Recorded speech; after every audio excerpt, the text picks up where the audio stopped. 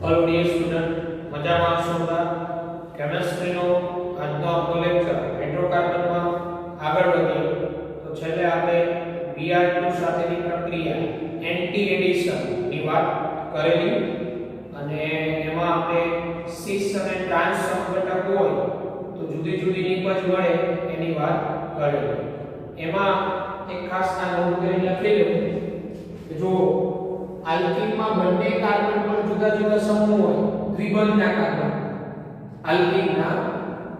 આલ્કીનમાં ખાસ દ્વિબંધ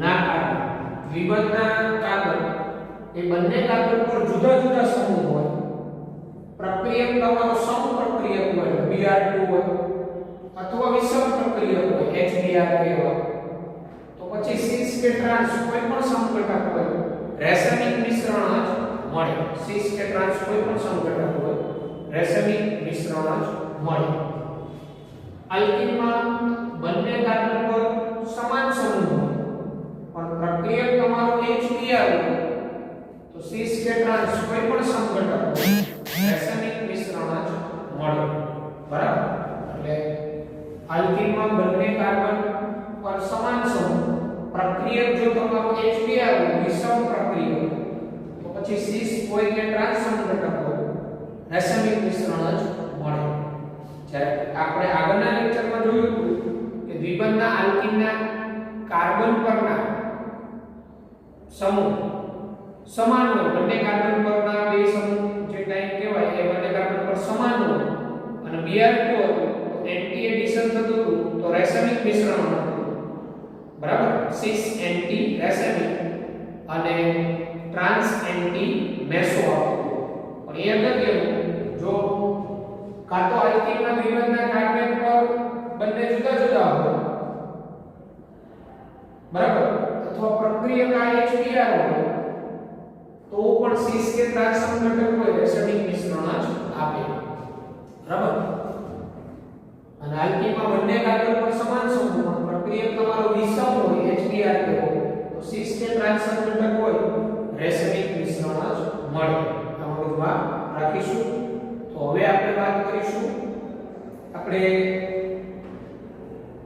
સિસ બ્યુટુઇન Br2 સાથે anti addition થતું હતું બરાબર એમાં આપણે કહેતા હતા રાસાયણિક મિશ્રણ મળે સિસ હોય તો અને ટ્રાન્સ હોય તો મેસો એ આપણે સમજીએ કઈ રીતના એની દાખલ થવાનું જે પ્રમાણ છે એન્ટી પોઝિશન છે બંને Br ની પરિણામ જો આ આપણું સિસ બ્યુટુઇન C દ્વિબંધ C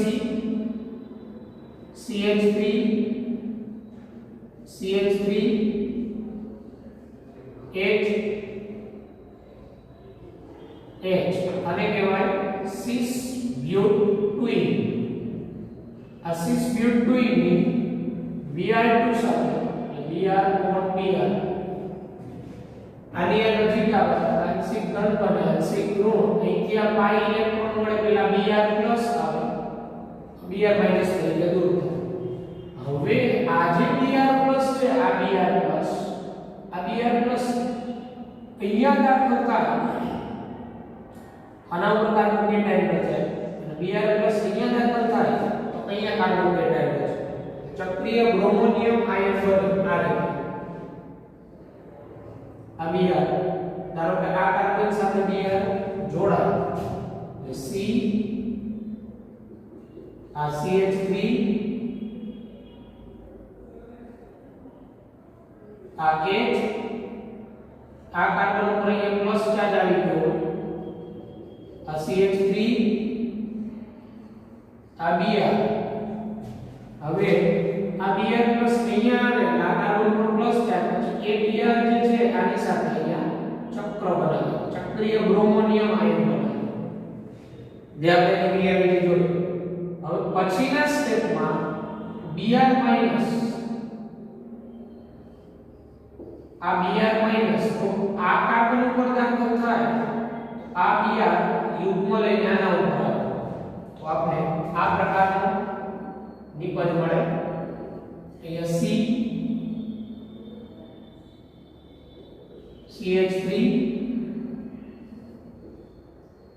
આ H અને આ Br, અને આ Br અહીંયા એન્ટર થશે એટલે H આવશે, એટલે C અહીંયા Br CH3 અને આ H અને Br માઈનસ જો અહીંથી એટેક કરે આ કાર્બન સાથે જોડાય તો આ અહીંયા જોડાય, Br માઈનસ બંને બાજુથી દાખલ થઈ શકે. તો જો અહીંયા આ Br માઈનસ છે અહીંયા આ અહીંથી એટેક કરે તો આ પહેલા કાર્બન ઉપર જતો રહે, C અહીંયા Br જોડાય CH3 અને આ H, C અહીંયા Br જોડાય, આ Br અહીંયા જાય, આ H અને આ CH3. તો અહીંયા Br માઈનસ શું છે આ બંને કાર્બન પર દાખલ થવાની વૃત્તિ હોય. હવે આપણે જોઈએ કે આ જે છે આ બંને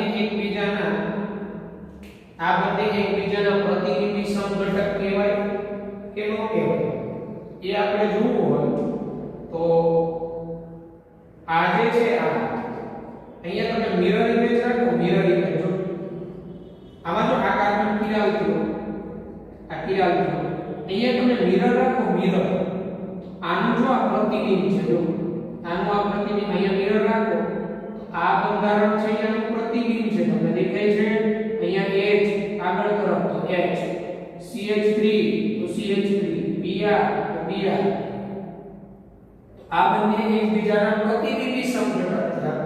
તો પ્રતિબિંબી સમઘટકોનું મિશ્રણ હોય, એક ડેક્સ્ટ્રો રોટેટરી હોય તો એક રિવો રોટેટરી, પ્લસ ઓર માઈનસ dl. આ બે પ્રતિબિંબી સમઘટકોનું આપણે જોઈ શકીએ મિશ્રણ હોય એટલે આપણે કહેતા હતા સિસ એન્ટી એડિશન એટલે રેસેમિક મિક્સચર પણ આનું આ જો પ્રતિબિંબ, આ બે પ્રતિબિંબી સમઘટક. આવી જ રીતે ટ્રાન્સબ્યુટિન લઈએ આપણે, ટ્રાન્સબ્યુટિન તો આપણે મેસો કમ્પાઉન્ડ મળે, એક સરખા જ મળે બધું બે. હું અહીંયા ટ્રાન્સબ્યુટિન લઉં આ રીતે C31C અહીંયા CH3, આ CH3 અહીંયા H આને કહેવાય ટ્રાન્સબ્યુટિન. ટ્રાન્સબ્યુટિન Br2 આંશિક ધન આંશિક ઋણ, અહીંથી આ ઇલેક્ટ્રોન મળે, આ Br પ્લસ આવે, આ Br માઈનસ દૂર થાય. હવે આ Br પ્લસ અહીંયા જોડાય આ કાર્બોકેટાઇન અહીંયા ચક્રીય કાર્બોનિયમ આયન આ રીતનું બને Br પ્લસ આ CH3 અહીંયા H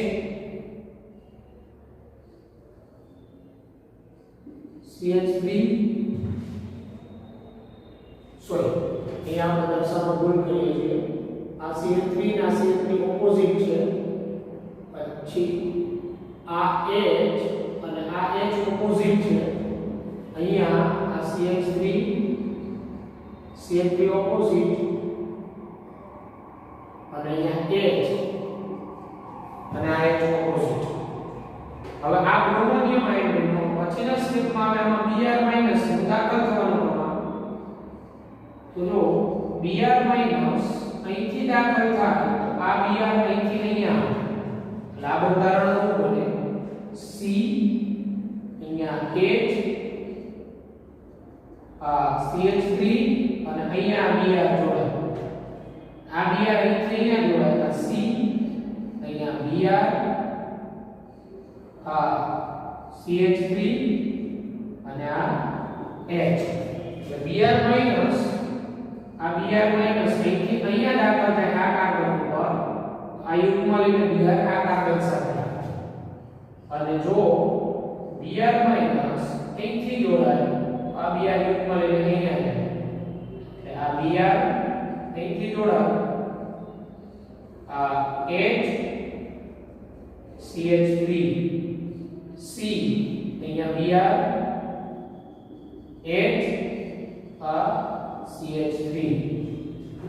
તો આ બંને બંધારણ એક સરખા જ છે આ બે જોઈ શકો છો આ કાર્બન ઉપર CH3 અપ કાર્બન ઉપર CH3 અપ Br એક જ સમતલમાં Br એક જ સમતલમાં H પાછળની બાજુ અને H પાછળની બાજુ અહીંયા તમે જોશો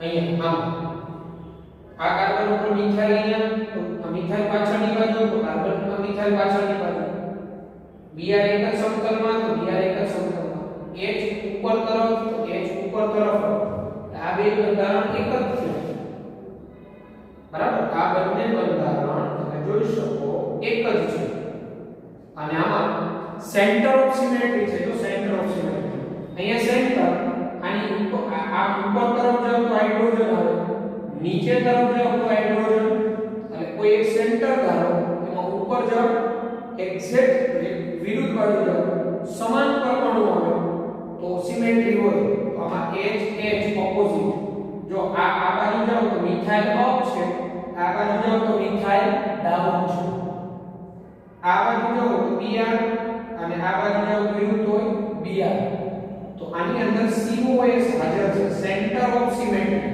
આ બે બંધારણ એક સરખા છે તો આમાં કિરાલ કાર્બન છે પણ સેન્ટર ઓફ સિમેટ્રી હાજર છે અને મેસો કમ્પાઉન્ડ મેસો આપણે શીખી ગયા હતા મેસો કમ્પાઉન્ડમાં પ્રકાશ ક્રિયાશીલ કિરાલ કાર્બન હોય પણ અણુ છે એમાં સિમેટ્રીને કારણે એ પ્રકાશ અક્રિયાશીલ એટલે આપણે કહીએ trans butene anti addition meso compound cis butene anti addition racemic mixture આમાં સેન્ટર ઓફ સિમેટ્રી ન થાય તો આમાં ઉપર તરફ જાવ તો હાઇડ્રોજન નીચે તરફ જાવ તો મિથાઇલ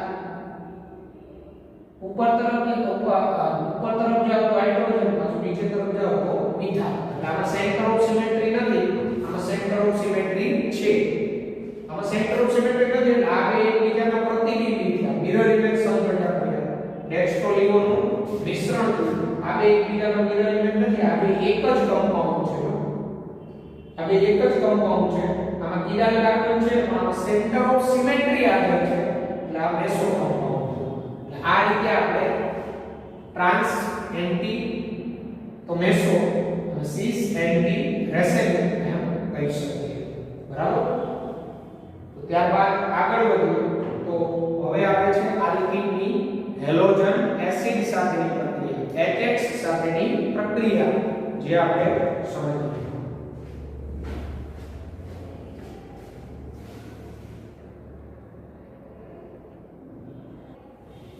તો આલ્કીનની હેલોજન એસિડ સાથેની પ્રક્રિયા HX આલ્કીનની હેલોજન એસિડ HX સાથેની પ્રક્રિયા જે X fluorine chlorine bromine iodine તો આ પ્રક્રિયામાં હેલોજન એસિડની પ્રતિક્રિયાત્મકતા હેલોજન એસિડની પ્રતિક્રિયાત્મકતા હેલોજન એસિડની પ્રતિક્રિયાત્મકતા HI ઝડપી આપે પછી HBr પછી HCl અને પછી HF આ HF બંધ છે એની ઊર્જા વધુ હોય બંધ સરળતાથી તૂટે નહીં અને હાઇડ્રોઆયોડિક એસિડ હાઇડ્રોબ્રોમિક એસિડ કરતા વધુ ઝડપી આપે હાઇડ્રોબ્રોમિક એસિડ હાઇડ્રોક્લોરિક એસિડ કરતા હાઇડ્રોક્લોરિક એસિડ હાઇડ્રોફ્લોરિક એસિડ કરતા ઝડપી પ્રક્રિયા આપે આ હેલોજન એસિડ સાથેની પ્રક્રિયા ઇલેક્ટ્રોન અનુરાગી યોગશીલ પ્રક્રિયા છે આ પણ ઇલેક્ટ્રોન અનુરાગી યોગશીલ પ્રક્રિયા ઇલેક્ટ્રોન અનુરાગી યોગશીલ પ્રક્રિયા અને આની અંદર પણ આ જે છે આમાં પણ મધ્યવર્તી કાર્બોકેટાયન જ બને આ પ્રક્રિયામાં આ રીતે C આલ્કીન અહીંયા તમે HX લ્યો આ આંશિક ધન હોય આંશિક ઋણ હોય પાઈ ઇલેક્ટ્રોન વડે પહેલા H+ દાખલ થાય આંશિક ધન આ રીતે મધ્યવર્તી કાર્બોકેટાયન બને C હવે જો આ H અહીંયા જોડાય આ કાર્બન સાથે તો અહીંયા કાર્બન ઉપર ઇલેક્ટ્રોનની ઉણપ થાય આ રીતે કાર્બોકેટાયન રચાય અને પછીના સ્ટેપમાં જે X- હોય આ X- અહીંયા આવે અને આ આ યોગશીલ પ્રક્રિયા થાય X બરાબર આ ઇલેક્ટ્રોન અનુરાગી યોગશીલ પ્રક્રિયા તરીકે ઓળખાય આમાં મધ્યવર્તી આ કાર્બોકેટાયન બને બનતો કાર્બોકેટાયન જેમ વધુ સ્થાયી એમાં પ્રક્રિયા ઝડપી થાય હવે એમાં પહેલા આપણે સમમિતીય આલ્કીન જોઈએ તો સમમિતીય આલ્કીનની HX સાથે પ્રક્રિયા સમમિતીય આલ્કીનની HX સાથેની પ્રક્રિયા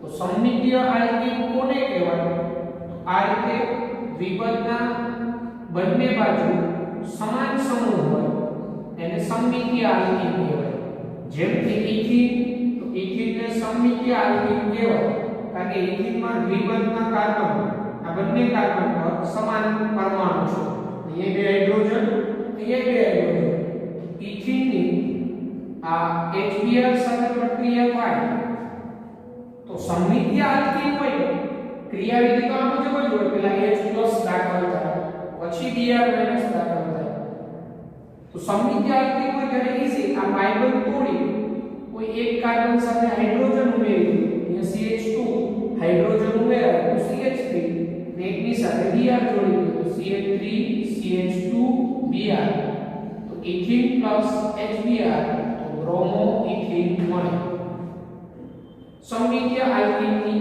બરાબર ઉદાહરણ તરીકે અહીંયા બ્યુટુઇન લો CH3 CH દ્વિબંધ CH CH3 આને કહેવાય બ્યુટુઇન આ બ્યુટુઇન આની HBr સાથે પ્રક્રિયા કરો તો જો આ સમમિતીય આલ્કીન જો આ દ્વિબંધના કાર્બન પાસે બંને પાસે સમાન સમૂહ છે HBr સાથે પ્રક્રિયા કરો એક કાર્બન સાથે H જોડી દો એકની સાથે Br CH3 CH2 CH Br CH3 2 bromo butane અને આ કિરાલ કમ્પાઉન્ડ છે કિરાલ કાર્બન તો 2 બ્રોમો બ્યુટેન બન્યો પણ એક આમાંય ડેક્સ્ટ્રો અને લીવોનું મિશ્રણ મળે બરાબર સિસ કે ટ્રાન્સ હોય કોઈ પણ હોય સિસ બ્યુટુઇન કે ટ્રાન્સ બ્યુટુઇન HBr સાથે રેસેનિક મિશ્રણ આપે કારણ કે આ પ્રકાશ ક્રિયાશીલ કમ્પાઉન્ડ હોય 2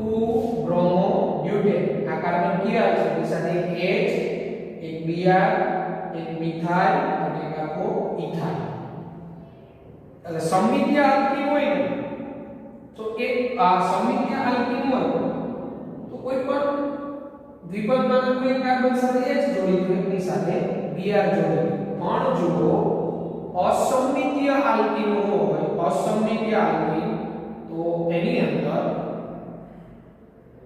જે કાર્બોકેટાયન વધુ સ્થાયી હોય ત્યાં જે તે ઘટકનું જોડાણનું પ્રમાણ વધુ હોય એટલે મુખ્ય નિપજ અને કોણ નિપજ એવું બને અસમમિતીય આલ્કીન હોય તો એવું અસમમિતીય આલ્કીનની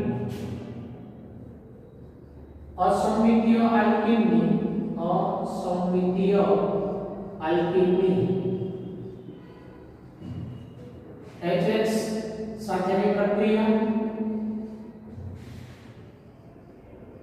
અથવા માર્કોવ-નિકોવનો નિયમ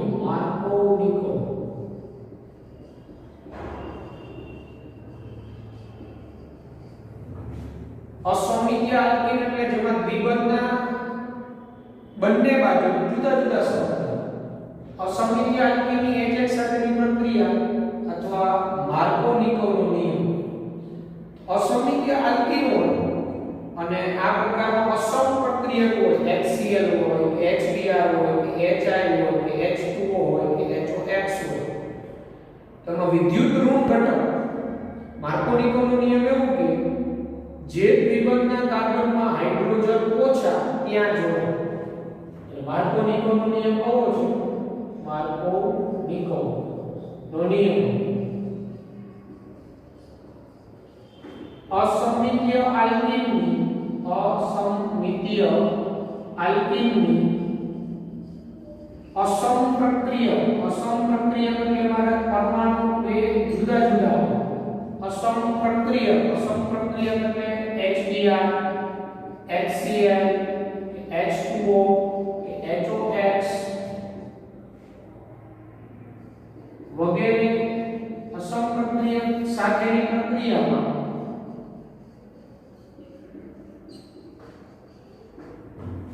વિદ્યુત ઋણ ઘટક, વિદ્યુત ઋણ ઘટક એટલે જેની વિદ્યુત ઋણતા વધારે હોય, વિદ્યુત ઋણ ઘટક એ ઓછા હાઇડ્રોજન ધરાવતા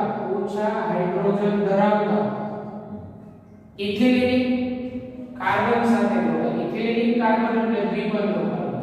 ઓછા હાઇડ્રોજન ધરાવતા ઇથિલિનિક કાર્બન સાથે જોડાય. એટલે શું? અસમિતીય આલ્કીન હોય એટલે કે જેમાં દ્વિબંધના જે કાર્બન હોય, દ્વિબંધની બંને બાજુ જુદા જુદા પરમાણુ પ્રસંગ હોય, એની અસમ પ્રક્રિયક એટલે એવા પ્રક્રિયકો કે જેમાં બંને પરમાણુ સમાન ન હોય, એની સાથેની પ્રક્રિયા થાય તો આ પ્રક્રિયકમાંથી વિદ્યુત ઋણ ઘટક દ્વિબંધમાં જે કાર્બન પાસે હાઇડ્રોજન ઓછા હોય ત્યાં જોડાય. આ માર્કોનિકો આવું કહે છે. માર્કોનિકો વૈજ્ઞાનિક છે, એમાં નિયમ એવું કહે છે. આનું થવાનું કારણ પણ આપણે સમજીએ કે માર્કોનિકો એવું શેના પરથી કીધું. ઉદાહરણ તરીકે આપણે લઈએ પ્રોપીન. તો CH3 CH દ્વિબંધ CH2 પ્રોપીન, અને આ પ્રોપીનની તમે HBr સાથે પ્રક્રિયા કરો પ્લસ HBr, તો જો આ બંને કાર્બન ઇથિલિન દ્વિબંધના બંને કાર્બન છે એ સમાન નથી. આ આલ્કીન અસમિતીય આલ્કીન કહેવાય, કારણ કે આ દ્વિબંધના બંને કાર્બન ઉપર સમાન સમૂહ નથી. આ કાર્બન ઉપર બે હાઇડ્રોજન છે, આ કાર્બન ઉપર એક મિથાઇલ અને એક હાઇડ્રોજન છે. આની HBr સાથે પ્રક્રિયા થાય તો Br અહીંયા જોડાય તો CH3 અહીંયા જોડાય એટલે બે નિપજ મળે. આ એક આ મળે CH3. જો હાઇડ્રોજન આ કાર્બન સાથે જોડાય તો એક 1 બ્રોમો પ્રોપેન મળે. 1 2 3 1 બ્રોમો પ્રોપેન.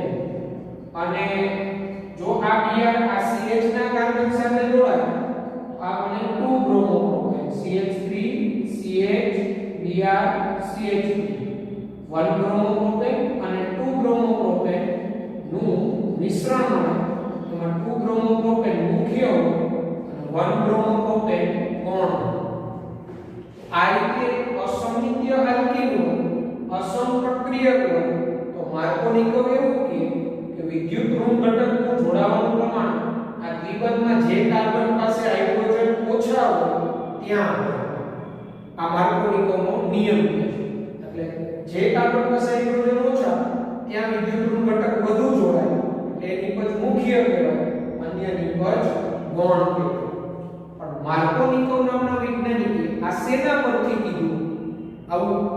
કેમ આ વિદ્યુત ઋણનું દ્વિબંધમાં જે કાર્બન પાસે હાઇડ્રોજન ઓછા ત્યાં જ જોડાવાનું પ્રમાણ કેમ હોય? તો એ કન્સેપ્ટ આપણે આની ક્રિયાવિધિ દ્વારા સમજીએ. એટલે આ જે પ્રક્રિયા આપણે ભણ્યા આની ક્રિયાવિધિ આપણે સમજવાની છે. આની ક્રિયાવિધિમાં થાય છે શું, બરાબર? એના ઉપરથી જ માર્કોનિકોએ કીધું છે કે આ અસમિતીય આલ્કીન હોય તો ઇથિલિનિક દ્વિબંધ અથવા ઇથિલિનિક કાર્બન એટલે આ દ્વિબંધનો કાર્બન કે જેમાં હાઇડ્રોજન ઓછા એની સાથે વિદ્યુત ઋણ ઘટક જોડાય. એને આની ક્રિયાવિધિ ઉપરથી જ કીધેલું છે. આની ક્રિયાવિધિ સમજવી. આ ઉપરાંત એવા MCQ આવે કે નીચેનામાંથી કયો આલ્કીન માર્કોનિકોનું પાલન કરશે?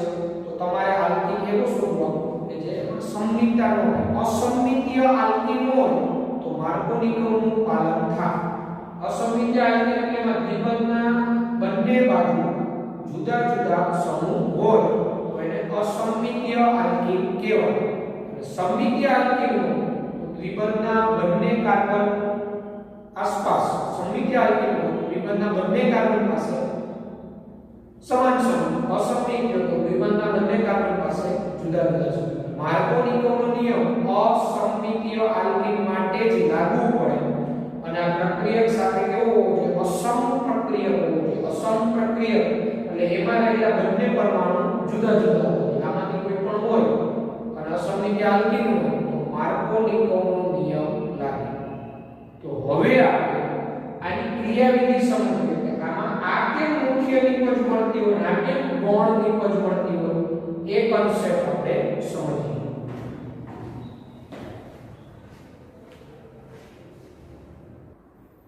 માર્કોનિકોનું જે ઉદાહરણ જોયું આપણે એની ક્રિયાવિધિ. તો પ્રથમ સ્ટેપમાં આપણો જે આલ્કીન હોય CH3 CH V1 CH2 આ પાઈ ઇલેક્ટ્રોન છે એ H+ મેળવે HBr હોય એમાંથી આ પાઈ ઇલેક્ટ્રોન છે એ H+ મેળવે એટલે કે HBr હોય આંશિક ધન આંશિક ઋણ અહીંથી આ H+ મેળવે. હવે એ H+ મેળવે એટલે બે પ્રકારના કાર્બોકેટાયન બને. બે પ્રકાર.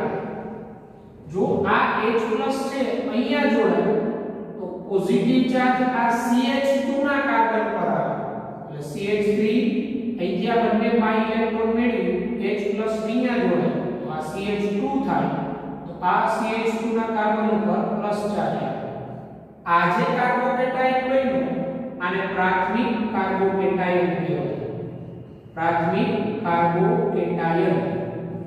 અને આ H+ છે જો અહીંયા જોડાય તો અહીંયા પોઝિટિવ ચાર્જ આવે એટલે CH3 CH+ CH3 આને દ્વિતીયક કાર્બોકેટાયન કહેવાય. સેકન્ડરી કાર્બોકેટાયન દ્વિતીયક કાર્બોકેટાયન.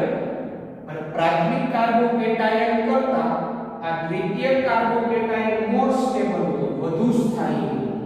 જે તમે ભણી ગયા છો આ વધુ સ્થાયી હોવાનું કારણ આની બંને બાજુ દાતા સમૂહ પ્લસ I અસર આ ઉપરાંત 6 આલ્ફા હાઇડ્રોજન 3 અહીંયા અને હાઇપર કોન્જ્યુગેશન ને કારણે પણ આની સ્થાયીતા વધે.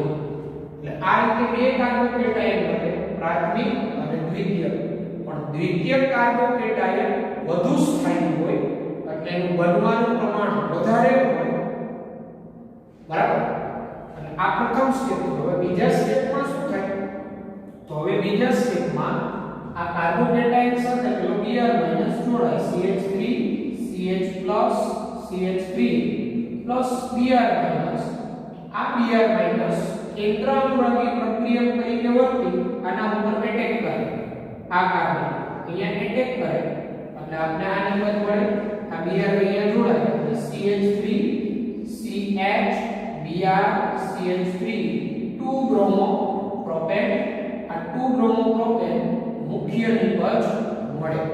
આ મુખ્ય નિપજ મળવાનું કારણ આ દ્વિતીયક કાર્બોકેટાયન જે મોર સ્ટેબલ છે આ દ્વિતીયક કાર્બોકેટાયન નું બનવાનું પ્રમાણ વધુ હોય એટલે એનો જથ્થો વધારે હોય એટલે Br- નું જોડાવાનું પ્રમાણ અહીંયા વધુ હોય એટલે 2 બ્રોમો પ્રોપેન મુખ્ય નિપજ મળે. 1 બ્રોમો પ્રોપેન ગૌણ નિપજ. આ મુખ્ય બને અને Br- જોડાવાનું પ્રમાણ અહીંયા હોય પણ એ ગૌણ હોય. CH3 CH2 CH2 plus Br- અહીં જોડાવાનું પ્રમાણ હોય પણ એ ગૌણ નિપજ. 1 બ્રોમો પ્રોપેન એ ગૌણ નિપજ હોય. આ ગૌણ. કારણ કે આ પ્રાથમિક કાર્બોકેટાયન છે એની સ્ટેબિલિટી ઓછી હોય આ દ્વિતીયક કરતા. આનું બનવાનું પ્રમાણ ઓછું હોય. આ ક્રિયાવિધિ થઈ માર્કોની કર્વ જે લાગુ પડે છે આલ્કીન ટૂંકમાં માર્કોની કર્વ જે અસમિત આલ્કીનની જે અસમપ્રક્રિયક સાથેની પ્રક્રિયા છે એમાં કાર્બોકેટાયન બને. જે કાર્બોકેટાયન વધુ સ્થાયી એ વધુ બને પરિણામે એની સાથે આ Br- જોડાય અને એ નિપજ જે બને એ મુખ્ય નિપજ બને. એટલે આના ઉપરથી જ માર્કોની કર્વ કીધેલું છે કે અસમિતીય આલ્કીન પ્રક્રિયક તમારો જે હોય અસમ પ્રક્રિયક હોય તો અસમ પ્રક્રિયકનો વિદ્યુત ઋણ ઘટક દ્વિબંધમાં જે કાર્બન પાસે હાઇડ્રોજન ઓછા ટૂંકમાં દ્વિબંધમાં જે કાર્બન પાસે હાઇડ્રોજન ઓછા હશે એ ત્યાં બનતો કાર્બોકેટાયન વધુ સ્થાયી હોય એટલે કે આ વિદ્યુત ઋણ ઘટક જોડાય. ઓકે. જો આપણે ઉદાહરણ સમજીએ દાખલા તરીકે આ રીતના ચક્રીય આપે આ રીતે આ ચક્રીય ઉદાહરણ તો પહેલા તો જોવાનું આ આલ્કીન સમમિતીય છે કે અસમમિતીય. આની HBr સાથે આપણે પ્રક્રિયા કરીએ તો મગજમાં રાખી દેવાનું અસમમિતીય આલ્કીન આપ્યો હોય, અસમપ્રક્રિયક આપેલો હોય એટલે માર્કોનિકો લાગે.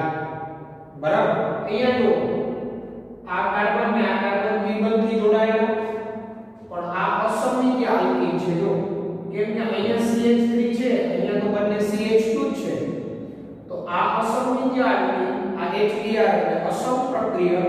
તો આની પ્રક્રિયા થાય આની સાથે તો આ વિદ્યુત ઋણ ઘટક છે, આ દ્વિબંધ જે છે એમાં જે કાર્બન પાસે હાઇડ્રોજન ઓછા ત્યાં જોડાય.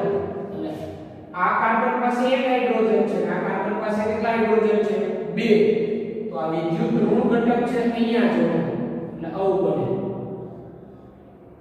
આ રીતે આ પાઇપન બ્રેક થાય, Br નું જોડાવાનું પ્રમાણ અહીંયા આ મુખ્ય નિપજ મળે અને Br અહીંયા જોડાય એ ગૌણ નિપજ મળે.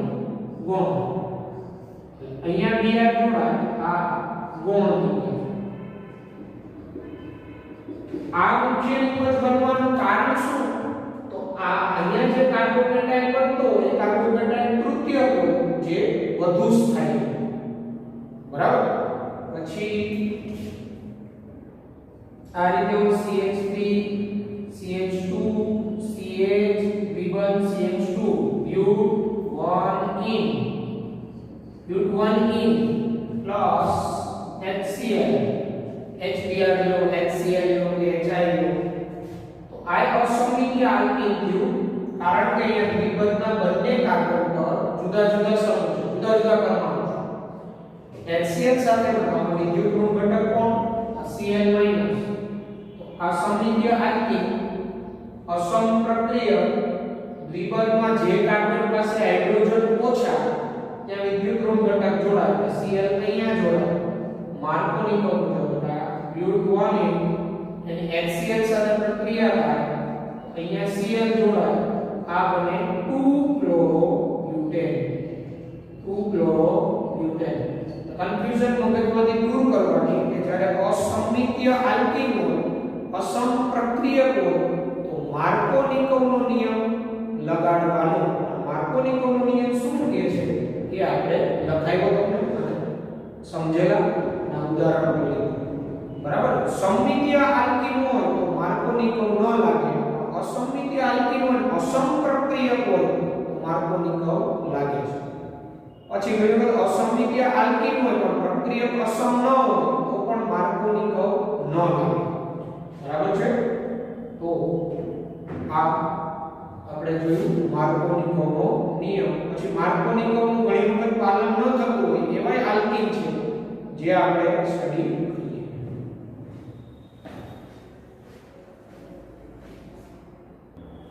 જો માર્કોનિકોવમાં આ કોન્સેપ્ટ એક મગજમાં રાખવાનો. તમારો આલ્કીન જો શાખીય હોય ને, શાખીય આલ્કીન, તો ઘણી વખત માર્કોનિકોવ થી નિપજ ન મળે પણ રીઅરેન્જમેન્ટ થાય, પુનઃ ગોઠવણી થાય. એટલે આ નોટ ખાસ મગજમાં રાખવાની. જો શાખીય અસમમિતીય આલ્કીન હોય અને આલ્કાઇલ સમૂહની શાખા હોય તો તેમાં દ્વિબંધના કાર્બન પર ધન વીજભાર આવતો હોય. પ્રોસિજર તો એવી થાય કાર્બોકેટાઇન રચાય ડબલ કાર્બન, પરંતુ તેના કરતા પાસેના કાર્બન પર એટલે દ્વિબંધના કાર્બનની પાસે, બરાબર, દ્વિબંધના કાર્બન એટલે તેના કરતા પાસેના કાર્બન એટલે દ્વિબંધના કાર્બન પર પ્લસ ચાર્જ રચાય પણ એના કરતા એની પાસેના કાર્બન પર ધન વીજભાર રચાય અને તે વધુ સ્થાયી બંધારણ બનતું હોય તો માર્કોનિકોવ મુજબ નિપજ ન મળે પરંતુ પુનઃ ગોઠવણીથી નિપજ મળે. એટલે શાખીય અસમમિતીય આલ્કીન અસમપ્રક્રિયક તો ક્રિયાવિધિ મુજબ દ્વિબંધના કાર્બન ઉપર ધન વીજભાર આવે છે, કાર્બોકેટાઇન રચાય છે, પણ એ કાર્બન ઉપર ધન વીજભાર હોય એના કરતા એની પાસેના કાર્બન ઉપર વધુ સ્થાયી બંધારણ શક્ય હોય. ધન વીજભાર એના પાસેના કાર્બન પર જતો રહે અને વધુ સ્થાયી બંધારણ શક્ય બનતું હોય તો માર્કોનિકોવ થી અલગ નિપજ મળે. ટૂંકમાં કહીએ તો પુનઃ ગોઠવણીથી નિપજ મળે. જેમ કે અહીંયા હું ઉદાહરણ આપું છું. ઉદાહરણ તરીકે આપણી પાસે આ પ્રકારનો આલ્કીન હોય CH3 CH3 અહીંયા CH દ્વિબંધ CH2 બરાબર અને અહીંયા CH3 છે આ પ્રકારનો આલ્કીન હોય તો આ અસમિતીય તો છે જ અને શાખા વાળો છે પણ અહીંયા શાખા બની તો આની આપણે HBr સાથે પ્રક્રિયા કરીએ તો શું નિપજ મળે ખબર આ Br છે અહીંયા જોડાય અને આ મિથાઇલ સમૂહ છે અહીંયા જતો એટલે પ્રોડક્ટ નવી મળે CH3 C CH3 Br અહીંયા જોડાય CH અહીંયા CH થાય અહીંયા CH3 આવી ગયા ના CH3 તો અહીંયા તમે જોયું તો આ પાઇપોન બ્રેક થયો અને Br અહીંયા નથી જોડાણો અહીંયા જોડાણો તો એ આ જે નોંધ લઈ તમને સમજાવે છે આની ક્રિયાવિધિ જે થાય એમાં શિફ્ટિંગ જોવા મળ્યું શિફ્ટિંગ સ્થાનાંતર જો એની ક્રિયાવિધિ સમજાવો CH3 C CH3 CH3 CH દ્વિબંધ CH2 plus HBr આંશિક ધન આંશિક ઋણ તો પહેલા સ્ટેપમાં તો કાર્બોકેટાયન જ બને આ રીતના આ પાઈ ઇલેક્ટ્રોન મળે પહેલા H+ આવે H+ તો એ H+ છે અહીંયા જો હાર્મોનિકો મુજબ પેલા કાર્બોકેટાયન બનાવો એટલે દ્વિબંધમાં જે કાર્બન પર હાઇડ્રોજન ઓછા ત્યાં પ્લસ ચાર્જ બને એટલે આવો કાર્બોકેટાયન બને CH3 C CH3 CH3 CH plus bond CH3 એટલે આ H+ અહીંયા જોડાણો પ્લસ ચાર્જ અહીંયા આવ્યો પણ તમે વિચારો આ કાર્બોકેટાયન કેવો છે દ્વિતીય કાર્બોકેટાયન છે કારણ કે આ કાર્બન આસપાસ બે કાર્બન જોડાય પણ એના કરતા આ જે કાર્બન છે અહીંયા પ્લસ ચાર્જ આવે તો એ કાર્બોકેટાયનની સ્થાયીતા વધે તો અહીંયા પ્લસ ચાર્જ લાવવા માટે અહીંથી આ મિથાઇલને અહીંયા શિફ્ટ કરવો પડે એટલે આ રીતે આ મિથાઇલ અહીંયા શિફ્ટ થાય આને 1,2 મિથાઇલ શિફ્ટિંગ કહેવાય 1,2 મિથાઇલ શિફ્ટ એટલે સ્થાનાંતર કરવું એટલે 1,2 મિથાઇલ શિફ્ટ એટલે પાસેના કાર્બન પર મિથાઇલનું સ્થાનાંતર થાય એટલે અહીંથી આ CH3 અહીંયા જોડાઈ જાય આ કાર્બન પર પ્લસ ચાર્જ આવે અને એ કાર્બોકેટાયન કેવો કહેવાય તૃતીયક કાર્બોકેટાયન અહીંયા CH3 જોડાઈ ગયું એટલે હવે અહીંયા પ્લસ ચાર્જ આવે અને આ કાર્બોકેટાયન કેવો થયો તૃતીયક જો આ કાર્બન આસપાસ 3 આંતરિક સમૂહ આ તૃતીયક કાર્બોકેટાયન વધુ સ્થાયી આ તૃતીયક કાર્બોકેટાયન વધુ સ્થાયી આ રીતના આ માર્કોનિકોથી અલગ જ નિપજ મળવાની કારણ કે હવે Br- ક્યાં જોડાવો અહીંયા એટલે Br- જે આ હોય એ હવે આ કાર્બનને ગ્રુપમાં પ્રદાન કરી દે એટલે CH3 C CH3 Br CH CH3 CH3 આ નિપજ મળે આ નિપજ મળી તો નોંધ તમને એવું કહેવા માંગે છે કે કોઈ આવો શાખાવાળો આલ્કીન હોય દ્વિબંધના જે કાર્બન હોય એમાં માર્કોનિકો મુજબ જે કાર્બન પર હાઇડ્રોજન ઓછો ત્યાં કાર્બોકેટાયન તો રચાય છે પણ એ કાર્બનની પાસેના કાર્બન પર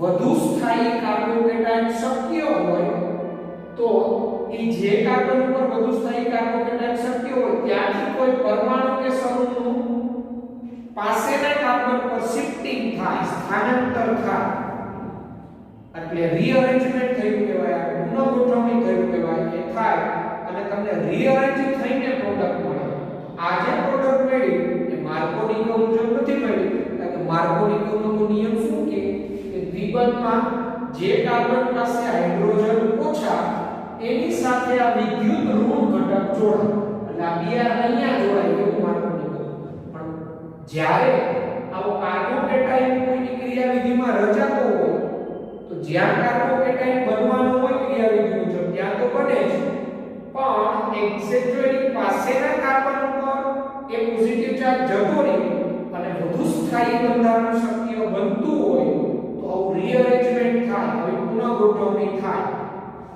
આવી પુનઃગોઠવણી જેમાં કાર્બોકેટાયન બનતો હોય ને જેની ક્રિયાવિધિમાં એમાં જ શક્ય બને, બધામાં જ આવી પુનઃગોઠવણી ન થાય.